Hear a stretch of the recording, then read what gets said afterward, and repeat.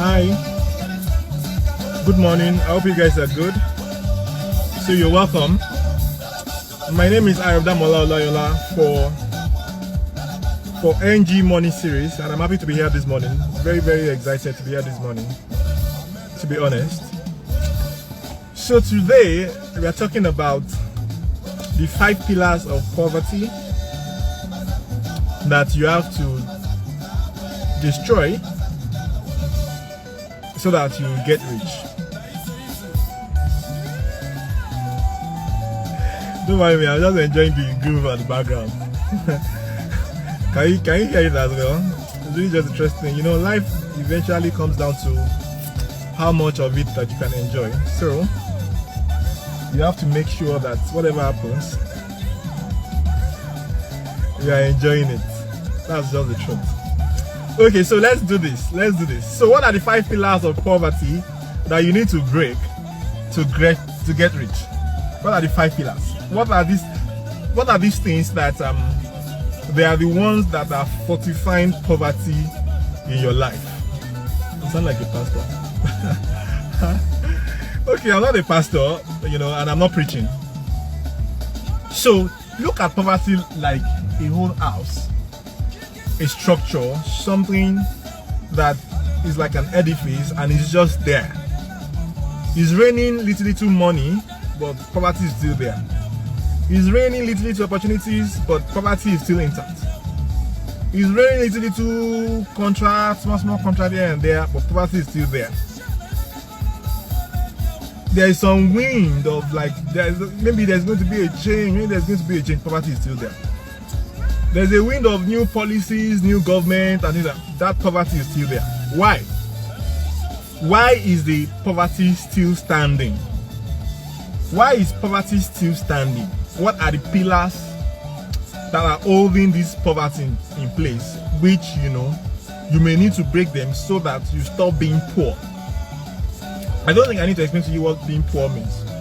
Poor is when you go to a restaurant, a Chinese restaurant, and you use price to pick the food that you want to eat. So you're not going 12,000, no. 14,000, no. 17,000, no. Then you now go now see 17. Say, I can afford this one. You now go through, you now see that it's lime water. Just say, give me lime water. I'm waiting for my associate to be here, but in the meantime, just give me lime water. You just drink lime water and get out and you go afterwards without. Okay, so but this is the point. The point is you need to break these things, and then let's just go straight to it. The first one is the mindset, the poverty mindset. You know, somebody asked my younger brother that, so how did you stop drinking pure water? How did you go to just drinking bottled water? No big deal, both of them are water.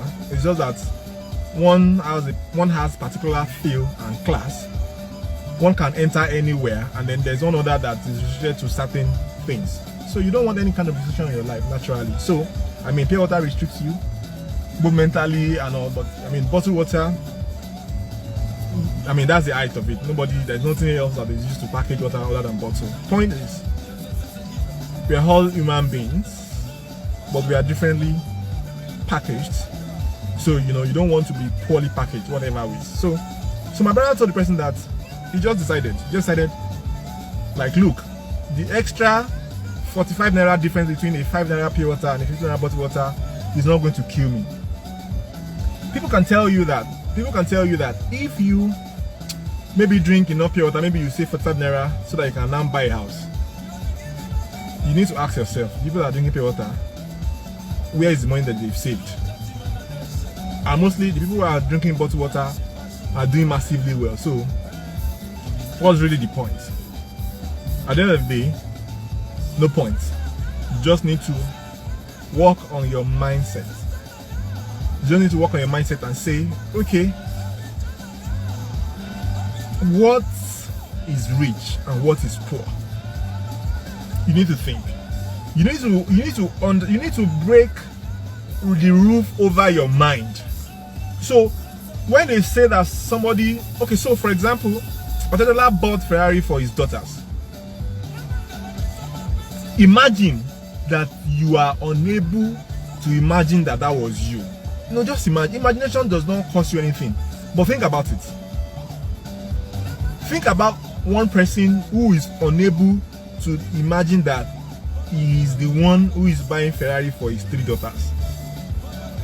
Now tell me, what will it cost you to imagine that you bought 5 Ferraris for your 5 children? Really? Just imagine it. Now, if you are having difficulties in imagining that thing, that simple thing, if you're having difficulties in imagining it, that means that you are still poor in your mind. Because how is it that you are unable to do something that does not even cost you money? So we are talking about being wealthy here, and we are asking you to first of all do something that does not cost you money. You don't need money to imagine. If you have small internet, you can browse how much a Ferrari is at. If you now know how much a Ferrari costs, the kind that you want to buy for your 5 children, you can now imagine how much contract you got that gave you the profit to buy it, even if it was ridiculously like you spent all the profit on it. And then you can now imagine who gave you the contract, and you can now imagine what the contract was about, and then you can now imagine how long it took you to do contracts, and then you can now imagine whether that contract is in line with the discipline that you studied in school and stuff like that. But my point is, this is a vital, simple test to know whether you are poor in your mind or not.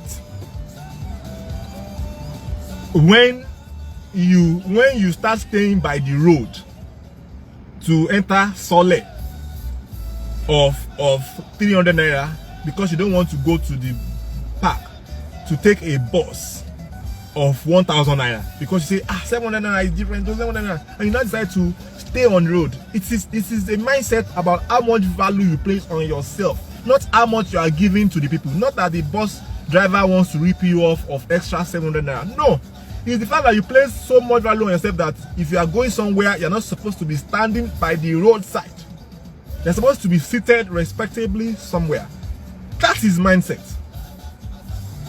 Mindset is also like when you say, no, I can't sit in a bus where it has to carry 14 passengers and maybe 4 on a seat or 3 on a seat, when I can just be in a car that takes only 3 passengers. 1 in the passenger seat at the front, then 2 people at the back, comfortable, which will now cost you maybe 2k or 3k.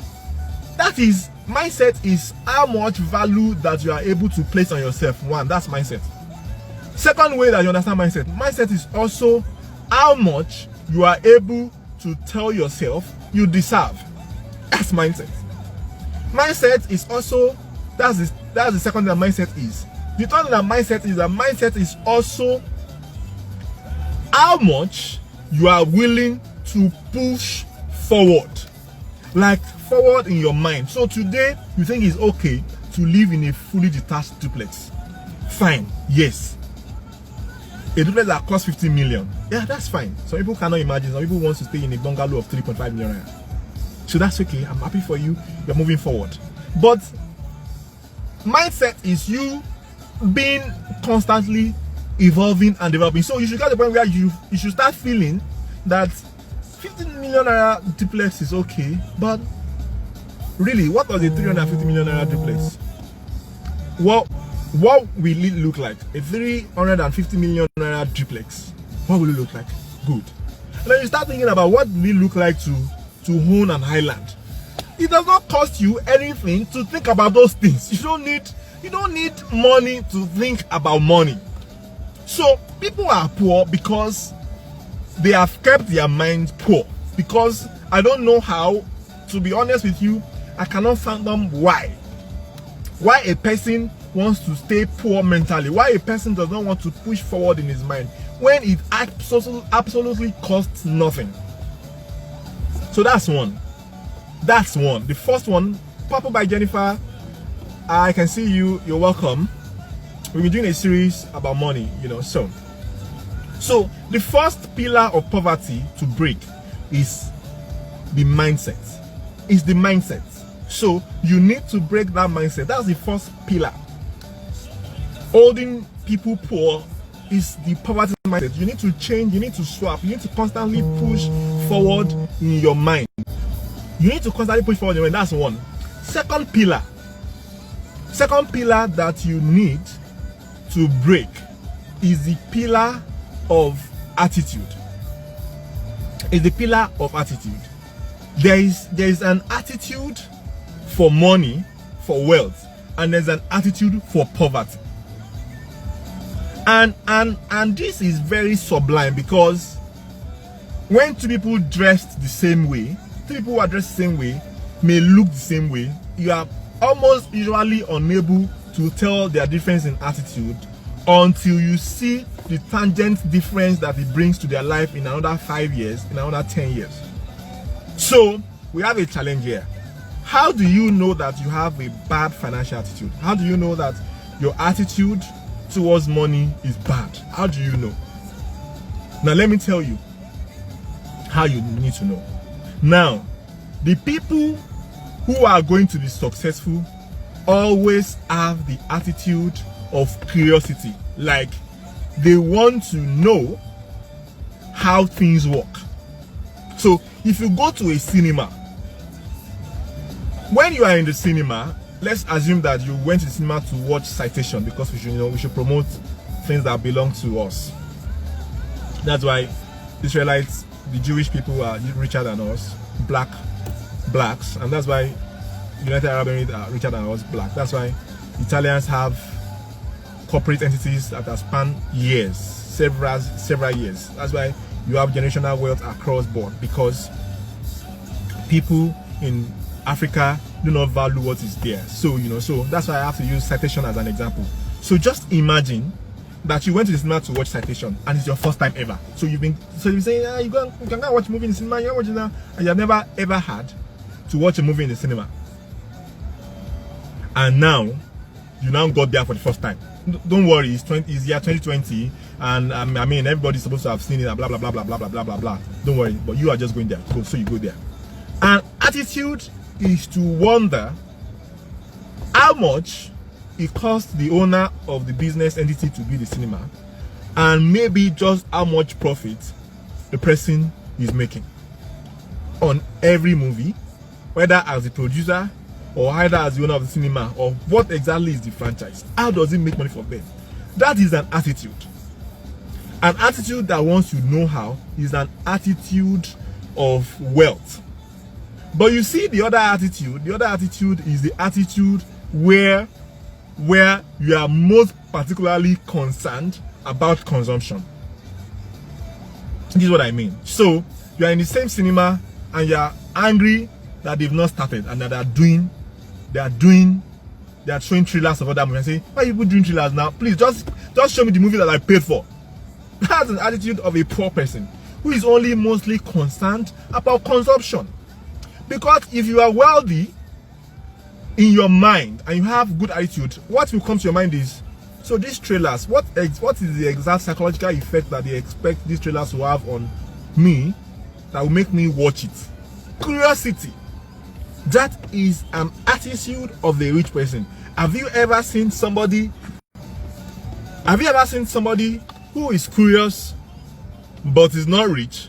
It's just a matter of time. I'm telling you. Have you had somebody who is rich and was not curious? Impossible. It's impossible. Do you know that how wealthy people say, really? Oh, did that happened? Oh, where? Asking, the attitude of wanting to know. That's the third pillar. Attitude is the second pillar rather, that you need to break. The first one is mindset. The first one is mindset. Second one is attitude. Now, the third pillar that you need to break is network. Poor people have poor network. Your earnings, how much you are making right now is an average of what your 5 closest friends are making. Whether it's your brother or your cousin, whoever is closest to you. 5 of people closest to you, you are making that average, give or take, 1% of what the 5 of them are making. I'm telling you. So people say, so what am I going to do? It's not like I don't like the rich network now. Let me ask you a question. So what exactly have you done to move up your network, what have you done? What have you done? Nothing. Nothing. You have even never researched how to change your network. By the way, I think I should talk about that. How to change your network from poor to rich. But the point is, you are poor and you will be poor if you maintain a poor network. There's just no two ways about it.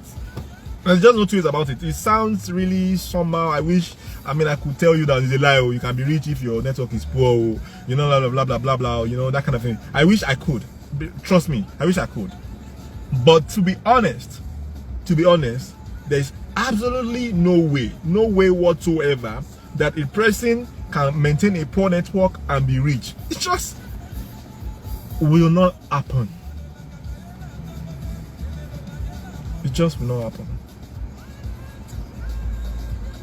I'm going to do a video. Please, hear me. Please note this, so that we can do so that we can talk about how to move from a poor network to a rich, wealthy network. Yeah. In terms of number of people, in terms of the value or the size or the quality of the people. That's the third. I want to go to the fourth. Financial education. So, have you ever seen somebody who was driving but started driving right when they gave birth to him? Like, they just gave birth to him and he could just drive. Have you ever seen that before? No. Whether somebody taught you, whether you taught yourself, there was always an education involved in everything you knew to do today. So you're riding a bicycle because you learned education. You learned how to drive a bicycle. You're driving a car because you learned how to drive the car. You are a doctor now because you learned the medical practice. You are a banker now because you learned the banking practice. But people stop there and assume that they are going to be rich, that they're going to be financially well-to-do without having learned how to be financially well-to-do. I mean, people think that, you can't imagine that people are at the point where they actually think that you can just graduate without learning financial education. Let me ask you one question, and it's going to be really crazy. And then I'm sure if your answer to that question is no, I'm sure even you are going to wonder, oh really? Wow, really? Have you ever Googled what is money or money? Have you ever Googled money? Like, since this money thing is so important, have you ever Googled money? Like, you just went on and said, what is money? Have you ever? If your answer is yes, thumbs up to you. If your answer is no, and imagine every other thing that you have Googled in your life that was not money, and imagine every other thing that you have Googled in your life that wasn't as important and isn't as important as money. Just imagine. So, lack of financial education, forget it. It's just, God, I don't even know where to start. Please, you have to be reading ngmoneyseries.com. You have to be on that website regularly. So much that I want to share about money. So much, just so much. I don't even know where to start. But please, be on ngmoneyseries.com and have all the resources there available to you. Get them, please. Now let me go to the fifth, but let me run it again. The first is mindset. The second is attitude. The third is network. The fourth is financial education. So let me go to the fifth. The fifth is focus. See, Robert Kiyosaki always says something. He says, the routine, the activities that makes you a millionaire is boring. What did I say? The activities that will make you super rich in your life is boring. It's boring. It's boring. Boring. Very boring. Very boring. Very, very boring. which means that the chances that you will be distracted and taken off course is very high. Very, very, very high. Which is why focus is very important. That's why lack of focus is a very strong pillar as to why people are poor. In fact, it most likely could be the strongest pillar. You know why? Because people may start to do the right thing and then stop doing it because they got distracted. So focus means you are able to follow through a course to success. Follow on a course to success until you attain success.